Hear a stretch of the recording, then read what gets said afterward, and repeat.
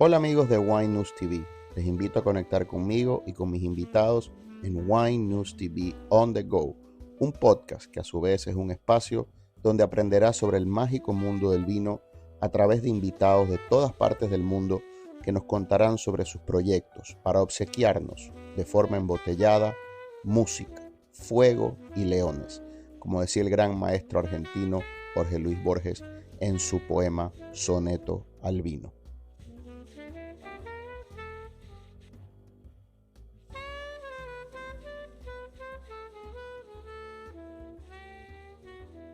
Hola amigos de Wine News TV, el podcast. Seguimos aquí en Anthony Road, en Seneca Lake, en los Finger Lakes. Qué pareja maravillosa, Anne y John Martini. Estuvimos hablando de la historia de este proyecto que, como saben, llega a Puerto Rico con todo vino y Pan American. Pero ahora vamos a hablar de vino con el winemaker, el enólogo Peter Beecraft. How are you, man? I'm well. So Welcome. good. Yes. I'm so happy to be here. Before we taste, I also want to recognize the presence of my good friend Roberto Tito Herb and Tito Chavez, right? From Anthony Rhodes, the team. We're going to be talking to him a little later. You've met Tito before. You saw him in my Instagram page talking about his project, Discover FLX Wineries. You can look him up on Instagram. He's a certified wine judge and also a hell of a writer. All right, Peter, tell me a little bit about the style of the wines that Anthony wrote. I already discussed the story, the beautiful adventure of John and Anne putting this project together. Let's talk about the styles of the wines. At the end of the day, when a consumer purchases an Anthony Road label, what's the message? What do you get those consumers to get, to feel, to learn? Sure. My job, I like to call myself the head of site expression. And our site is on a very long lake, very deep lake. This is a lake that allows us to do what we do here. It's cold today, right? It's snowing outside, right? This lake protects the vines. How? It creates a moderating, radiating effect where in the winter, it accumulates the chill of the ambient temperature. Absorbs the coldness and Correct. allows the vines not to suffer too much. And it keeps it colder down by the banks, the shores. Mm-hmm. Most of these vineyards are up along the lake, not too far from the lake. So when we get into spring, and we may have the seasons are getting warmer and warmer, and earlier they're getting warmer, and so in theory it will help halt early budding, right? So we're never out of frost damage until mid-May, so it will tell the vines to, whoa, hold on a little bit, don't come out yet.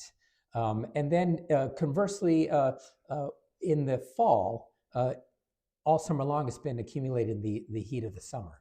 And so it stays warmer along the shores of the lake as well. So if we sort of a buffer. A buffer, yeah, totally. And at this spot in the lake, we're at about 3 miles wide, coast to coast. It's the widest point of the lake, not the deepest.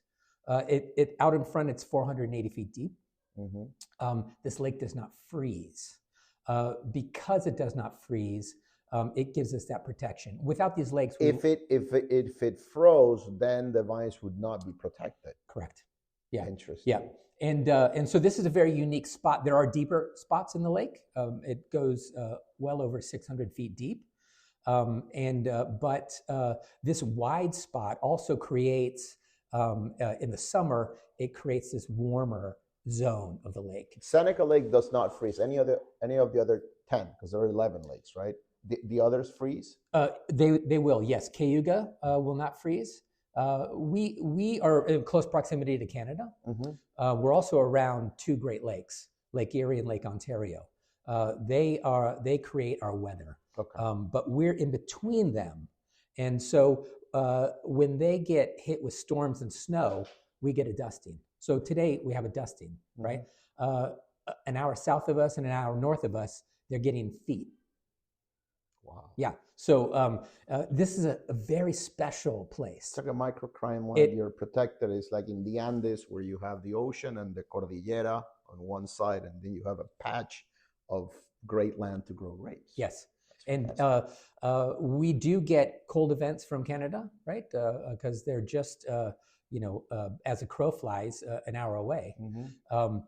And so these polar vortexes, which are extreme cold events.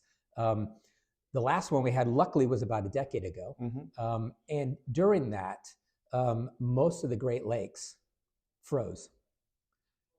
Seneca Lake and Cayuga did not. That's amazing. We're Yeah. gonna keep talking about climate as we taste. What are we tasting first? We're going to start with our 2022 Cabernet Franc, Okay. right? One of the misconceptions about the Finger Lakes and cool climate growing areas is that we cannot make red wine, and that's false. What we can make are really, really delicious light to medium body red wines. Beautiful nose, delicate, ethereal. Love that light pepper note to it, and that red crunchy fruit. What's 13 point something alcohol right here? 13.3.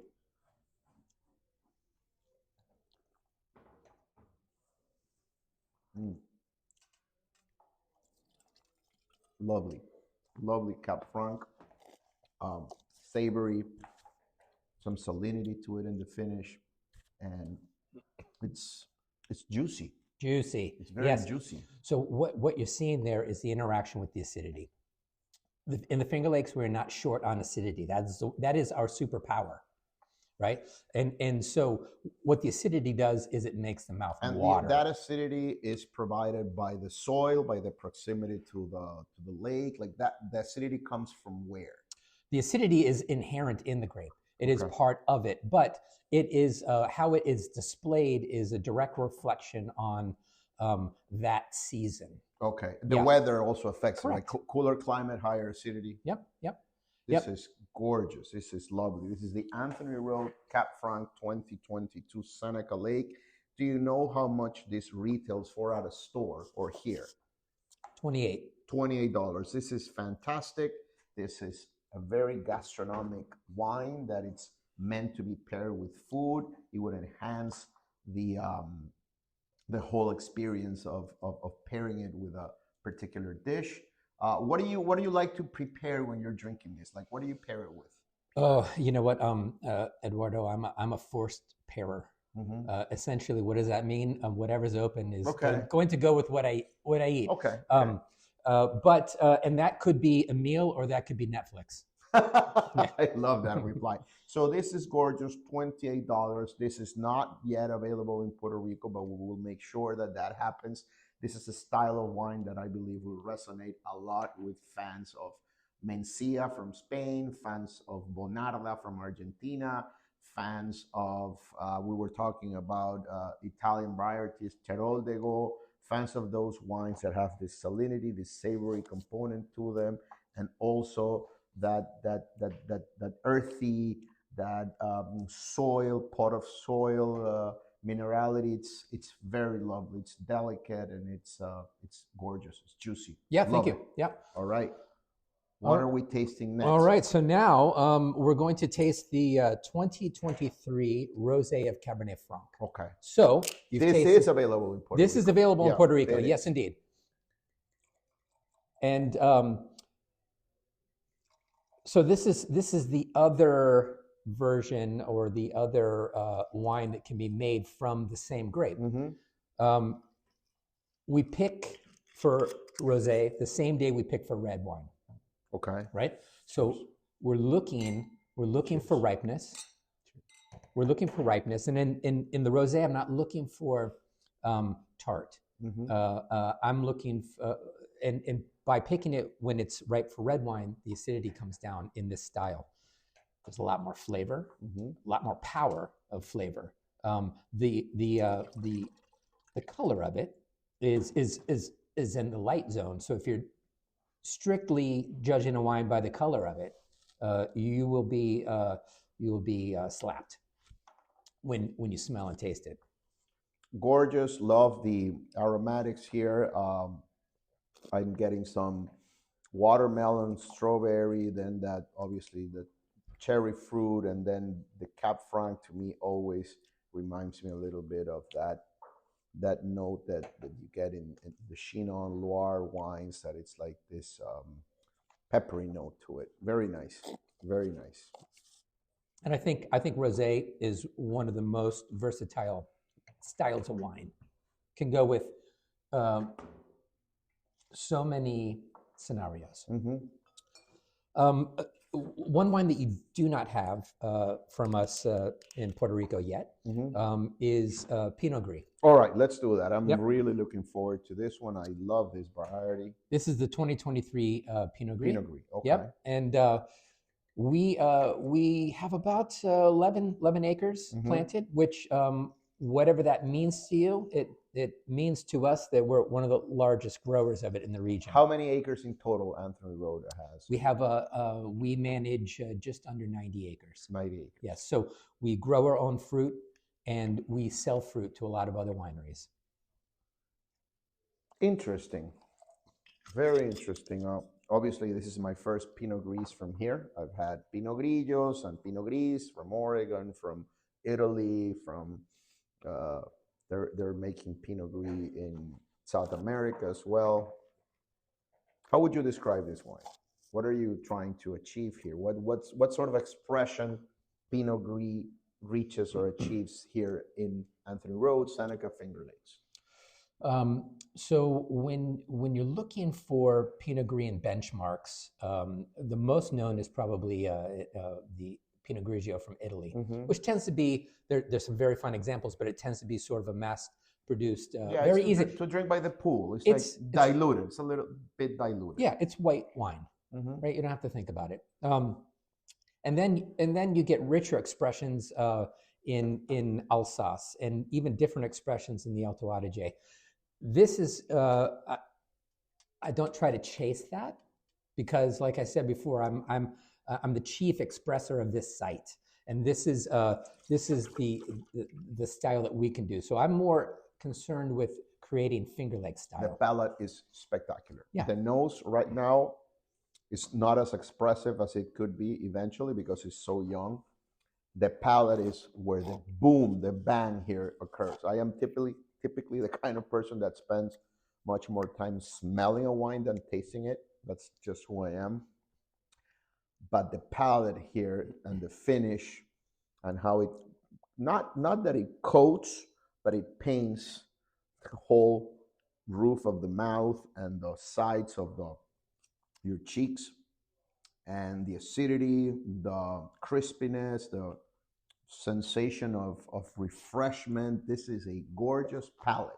Congratulations. Lovely, lovely. I think that the nose will become more expressive as it stays on the glass for a bit. But wow, what a beautiful finish. Yeah. It's long. I will go tell the vines when we leave.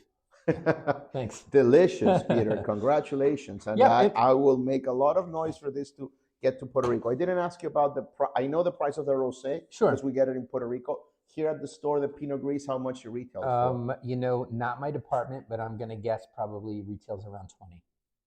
It's a fantastic wine. It's a fantastic wine because even though it's made in this cool climate, there's a stone fruit component with just a drizzle of a tropical note that I cannot pinpoint exactly what it is that I'm getting, but it feels ripe. Yeah, the fruit is lush. The That's fruit is the lush, word, yeah. and it's not lining up on the citrics or tarts. Yeah, these are riper. Lovely, fruits. Yeah, lovely. I don't think that with the weather from 50 years ago, you would have been able to make this wine. Possibly not.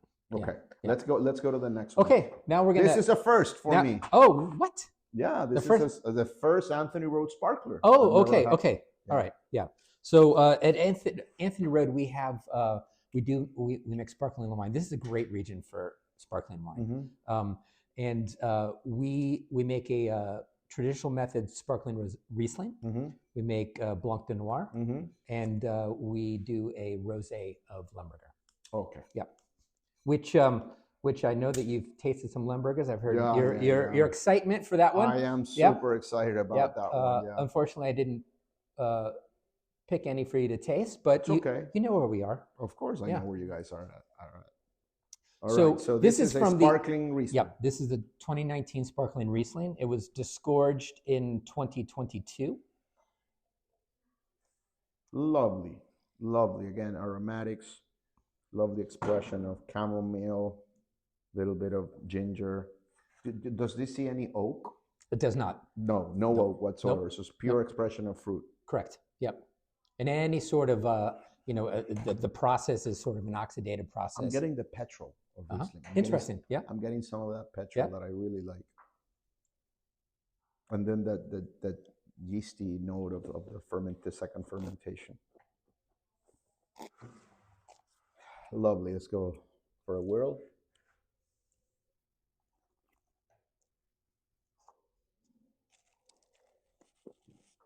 Oh, so nice. Refreshing. Creamy. The bubble is very delicate, very well integrated. Lovely. Very, very nice. This would go so well. This would go so well with Asian food, with sushi and fried Asian food. This is fantastic, delicious. What has been the response of the market to a sparkling Riesling? Because typically people are more accustomed to still Riesling. Yeah. Right. That's a very good question, and most of this is sold here at the winery. Okay. Yeah, and or we have placements in restaurants. And I'm fine with that. Mm-hmm. You know, these are hand sales for people that enjoy this style, and I think why wouldn't you enjoy this style? Everything about it is expressive and jubilant, you know. And but the sparkling Riesling, I don't know if people want to delineate and or segregate the styles of the grapes. I think when you say sparkling, it elicits a certain response. People don't necessarily know what goes into making a cava or prosecco. They know it has bubbles, fizz, and it has that brioche. It can. It can. The toasty notes. Fantastic. Loved it. And here at the winery, is it under $30? This one is not. No. This one is. I think it retails for $39. $39. Yeah. I was gonna say it's expensive. It's a method, traditional method, second fermentation in bottle. These styles of wines, there is a price to them because there is a lot of work that goes into them. It's involved. And a lot of time. This is not an immediate return of investment. Right. This is when you forget How many about, bottles of this you produce? In terms of bottles, I work more in cases, and when I think we made about That's funny. How many cases? Almost 200 cases. Okay. Yeah, of this on any. When you say that it's only available here at the winery, Yep. does that mean that if a client, let's say in Puerto Rico, they want to order some, can you send? Oh yes. Okay. This is where there is a will, there is a way. of course. Yes. They don't have any Yeah. sparkling Rieslings at Yeah. Todo Vino at the store, and this is fantastic. At that price point, probably in Puerto Rico will be $47, $48, and it's delicious. Yeah. Riesling has a niche of fans who are hardcore Riesling fans. Yeah. And but Riesling is also very misunderstood. Oh, it is. But those who enjoy it are the hardcore fans. Yeah. I am one. Yeah. For example, my favorite white grape is Riesling. Yeah. Part of the reason why I'm visiting the Finger Lakes, because Riesling is king or queen. Yeah. Here, right.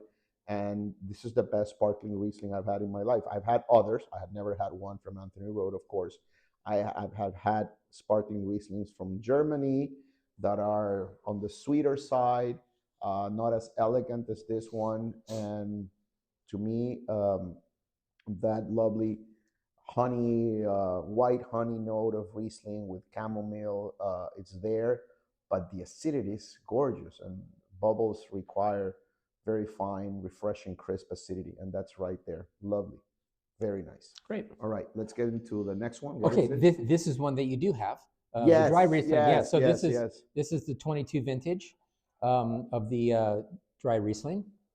Oh, I just adore the stone fruit here. Like a bit of apricot.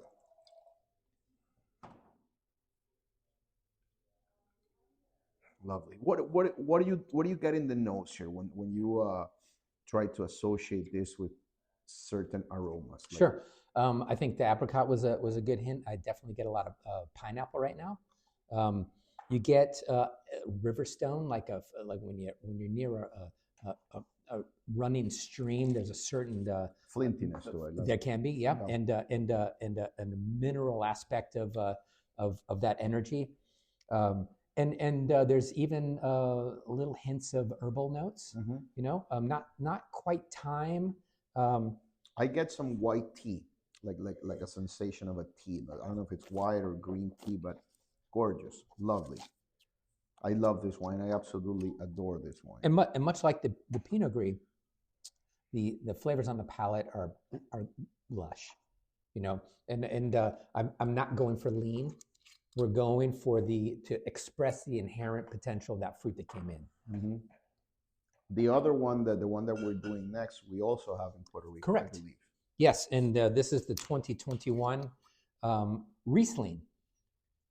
So we had a dry Riesling, and we had this is what we call the Riesling, and this style also gives us a chance to express what Riesling can do really well, and that's I'm getting a little balance. bit more spice here, a little spice here on the nose here. That I'm getting some nectarines here as well, like some citrusy fruit, but more in the red side, orange red side. This is gorgeous again, beautiful.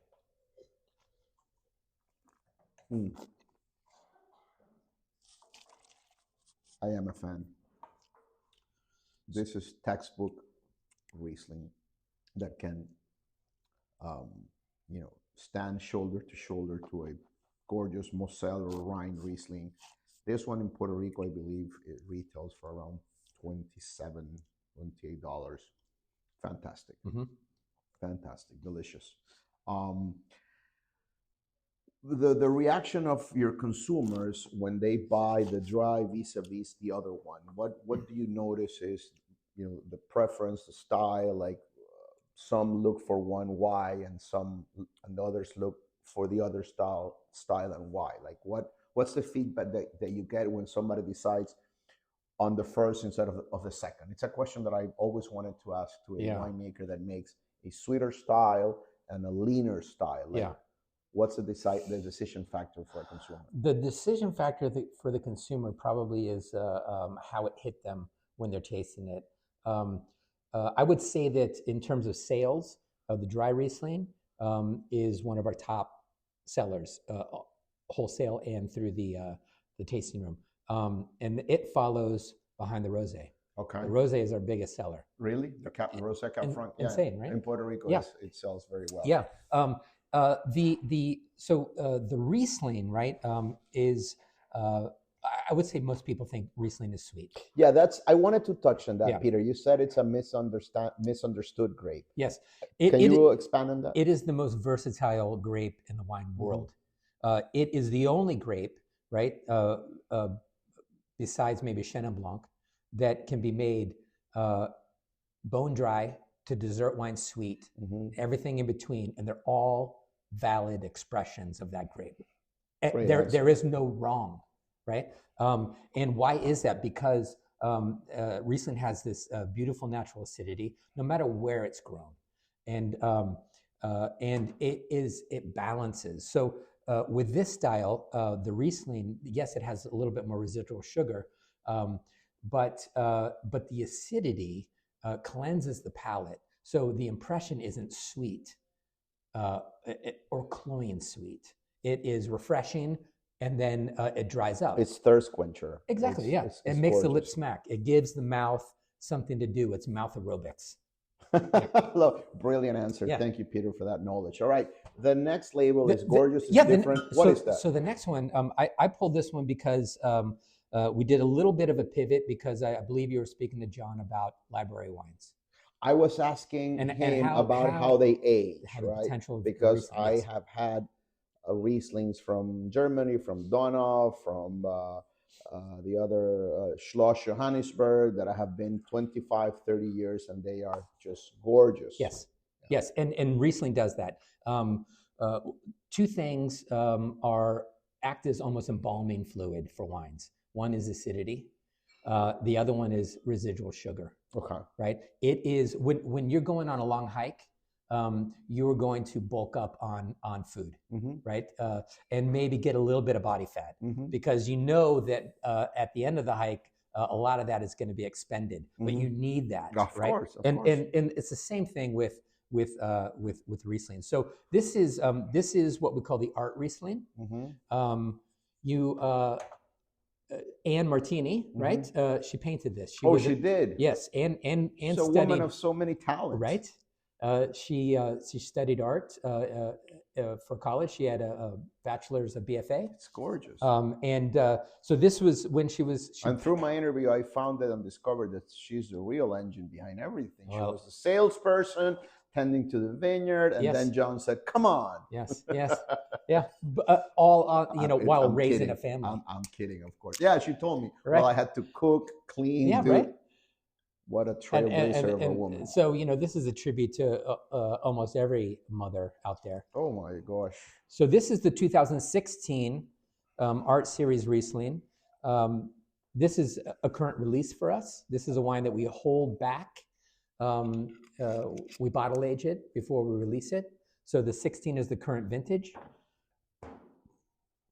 So that the consumer can also see that these wines, they have a trajectory and they get to peak moments later. Most people consume wines very young.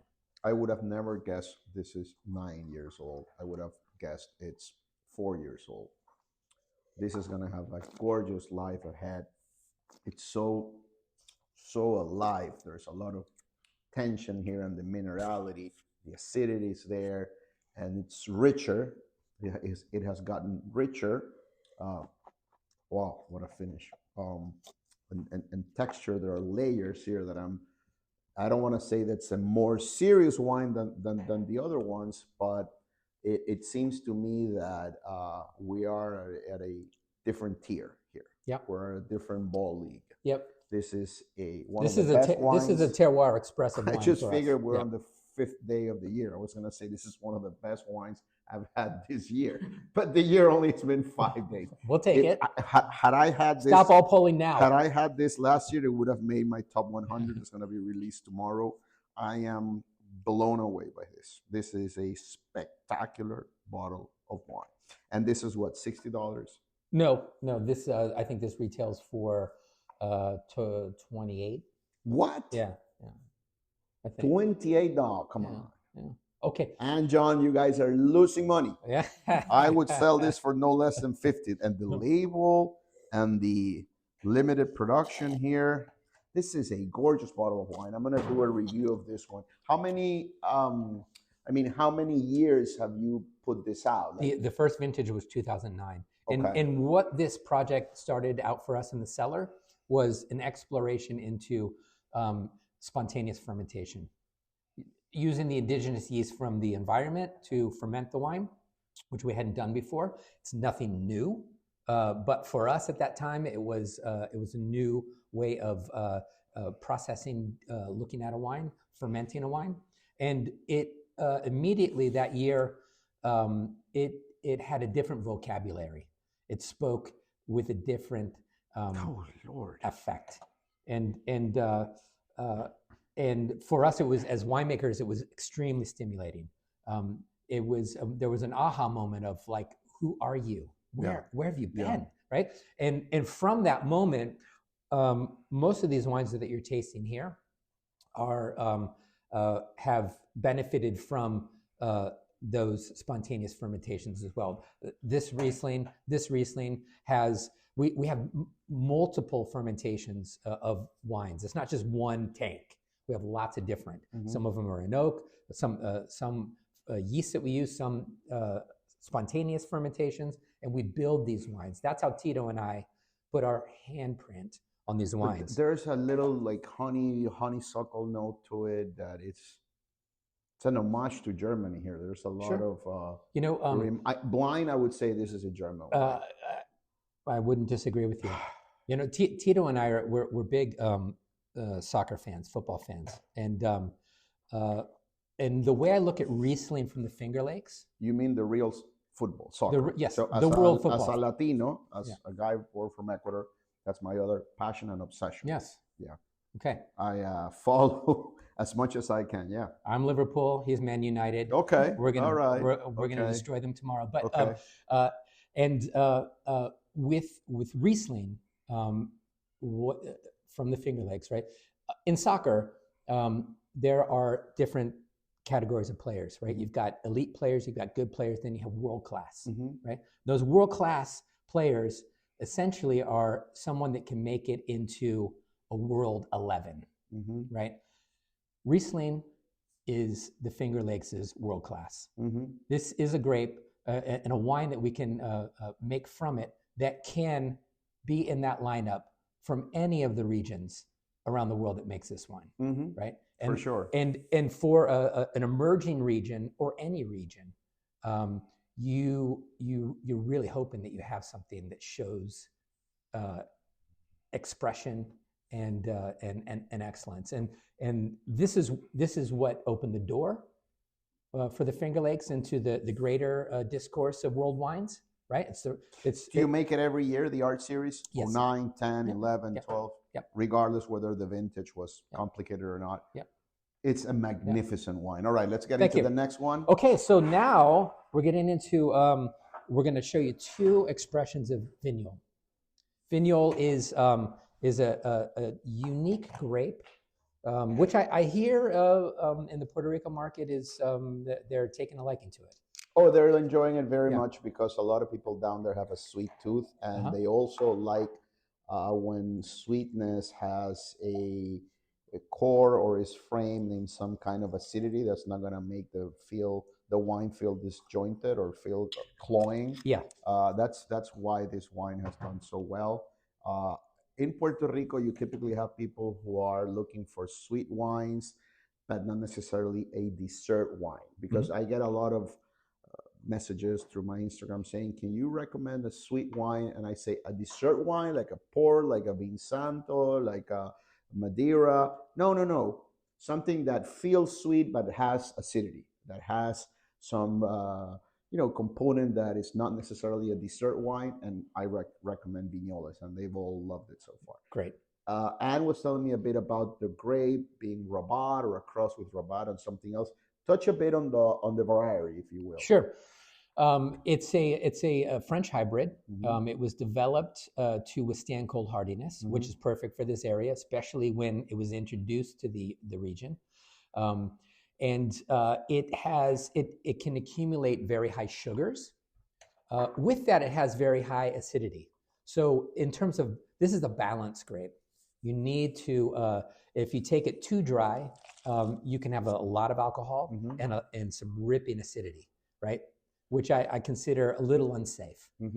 This is a balanced wine, most of the acidity in this wine is tartaric. It's very malic. Malic. Yeah. So think of that's why there's a creamy sensation. Yep. And it hasn't gone through lactic though. It hasn't had that conversion. Oh, it hasn't had. It has not. But it feels round. And that would be the residual sugar probably. Oh, But the malic is like green apple type, as opposed to the tartaric, which is in the more citric type of lemons, limes type of thing. And it tends to keep that natural TA, total acidity, a little high. So it gets botrytis, so it can raisinate as well. Which is what we're going to taste next. So it can make dessert wines as well. This would be sort of our standard offering, which is a really good example of that balance between without sweet and dry. getting botrytis in the grape. Correct. Most of that we'll keep will be in that for one. here. Yes. Okay. And then we also do another version which we call dryish Vignoles. So that would hover probably, it would be residual sugar-wise maybe more analogous to the Riesling that we have, but the acidity, the way it plays with the wine and balances, it finishes more like this, the dry Riesling. Yeah, so it's a really fun grape to work with. It's delicious. I love it. I've been recommending it a lot, and a 13.4 alcohol is delicious. It's for those out there looking to pair something with blue cheese. I love blue cheese. Yeah, and for people in the wine world that are really passionate about it, they come to the region. This is one that they take back with them because this is a new find for them. I got to ask you before the last wine. Best football player of all time. Of all time? Of all time. Well, I grew up in an era where would have been Pelé. Yep, and I still kind of look at it that way. Although I did like some of the Germans. Franz Beckenbauer was an early lover. As a Liverpool fan, Stevie G. Stevie Gerrard. Yep. Awesome. But presently, also as a Liverpool fan, I think what Mo Salah is doing right now, amazing. The way that we look back on him is going to be in that upper tier. And Trent Alexander-Arnold, he has a hand on that right foot. He does, and hopefully we can keep a hand on him and keep him. Yes. They're thinking of trading him? His contract is both Mo Salah, Virgil van Dijk, and Trent's contract is up, and now it's they haven't renewed yet, and now it's January, so it's the January transfer. People can start talking to them. Yeah. So he's being wooed by Real Madrid. So I figured. I was thinking Florentino was behind that. Yeah. And then in terms of the GOATs, the modern day GOAT discussion, I'm more on Team Messi than Ronaldo. You are? Okay. But I think they're both amazing. I agree with you. I'm Team Messi. All right, let's go with the last one, and then I'm gonna show you a picture of a friend of mine, and you're gonna tell me who he looks like. Okay. This is also a grape from the Vignoles. I love your name is there. B-Craft. Martini, the family, B-Craft selection. And in specific, Peter Martini, who is their son, who is the vineyard manager. We don't do reserve wines, but there are certain years where a certain wine will show something very, very special. And that's when we give it the selection status. Let's go for that. And this is from 2020. This is a TBA, Trockenbeeren Auslese. 100% dried raisinnated berry from Vignoles. Oh my God. The aromatics in here. What's the alcohol level here? The alcohol level is 10%. Cheers. Cheers. Cheers. Yes. Let's go. I'm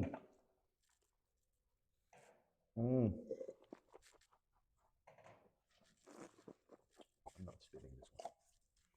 Lord, the unctuosity, how lush and how rich and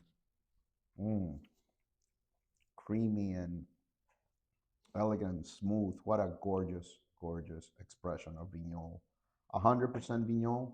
100% Vignoles, 100% dried raisinnated berry. Yeah. Unbelievable. Spectacular. Again, one of the best I've had this year in a very young year. Delicious, delicious wine. This Finger Lakes Vignoles, Anthony Road, and on the label, you're going to see that it says Martini B-Craft Selection, Vignoles Berry. Wow, 2020. This, $60. $60. Yeah, I got it right. I think it's 65. I cannot be less than that. But for you, it's 120. Exactly, because you're complaining too much. What's next, if anything? What are you guys working on? I know you make about 30 different labels. We just had a sort of selection for right now. But are you guys in the process of putting together something new or investigating, researching? Anything that you can share that's going to be a new release of a wine, or you're going to keep improving what you already have? Yeah, I think that's it. I think what we're going to be doing is improving the quality that we've already established, right? That's our job in the cellar. And I think we're going to start to focus a bit more in terms of the portfolio. There may be some SKUs that will be dropping, so we can focus on really the foundation of what John and Ann started here. So that will not affect any of the wines that we've tasted here. But I think essentially what you've tasted here will be we're going to be focusing even more on. And this is last question, with the changes in temperature, are you seeing better Cab Sauvignons, better Merlots, or you don't think that for the near future we're going to be able, or you guys are going to be able to have, and part of the expression, not that they're not now, but world-class, renowned Cabernet Sauvignon. Do you think there's space for that? I think in terms of something that hits around that world-class level in terms of red, it'll be Cabernet Franc first. Okay. First, yeah, because this was spectacular. Yep. The first one you gave me, interesting, very interesting. And in terms of Cabernet Sauvignon, which is grown in the region, and there are some fine examples of a cool climate Cabernet Sauvignon, it still is very essential in the blending process. So it still has something like that. But I think you tasted Lemberger, also known as Blanc Frankish. Mm-hmm. That is another grape that we grow. I didn't pour you examples of it.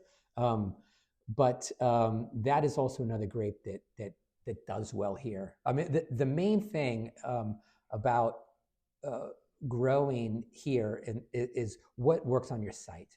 And Cabernet Franc and Lemberger have shown that they are winter hardy, and they also ripen earlier than Cabernet Sauvignon. Because we do have a shorter, of course, season. It's not as shorter number of sunny days, and that does not mean that we cannot sufficiently ripen grapes, right? It forces them to ripen in that shorter season. Do you guys make 100% Cab Sauvignon in Anthony Road, or no? No. We do grow Cab Sauv, but most of that is sold to other wineries. All right, yeah. Peter, thank you so much for your time. Welcome. This has been thank great. You. Mi gente, sigan por favor las cuentas de Anthony Road Wines en Instagram. Vayan a Todo Vino a buscar sus vinos. Son maravillosos. Consiguen allí el Riesling que es dry, el Riesling regular, el Viñoles. Hay un late harvest también de postre y tienen el delicioso vino rosé Cabernet Franc. Será hasta la próxima. Gracias por seguirnos, por escucharnos, por dejarnos su reseña. Recuerden que en el mundo del vino hay espacio para todos y que lo importante no es la meta o el destino, sino el viaje y el recorrido. Thank you, Peter. Thank you so much. Cheers. Thank you, Tito. And thank you to the other Tito. Será hasta la próxima, mi gente. Bye, bye.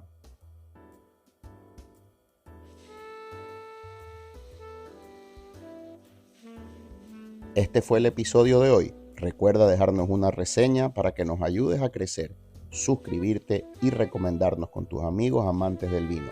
No importa cuán avanzado estés en el recorrido de enamorarte de aquello que decían sobre el vino. Son uvas transformadas en poesía. Aquí hay espacio para todos. Salud y como siempre, dale share.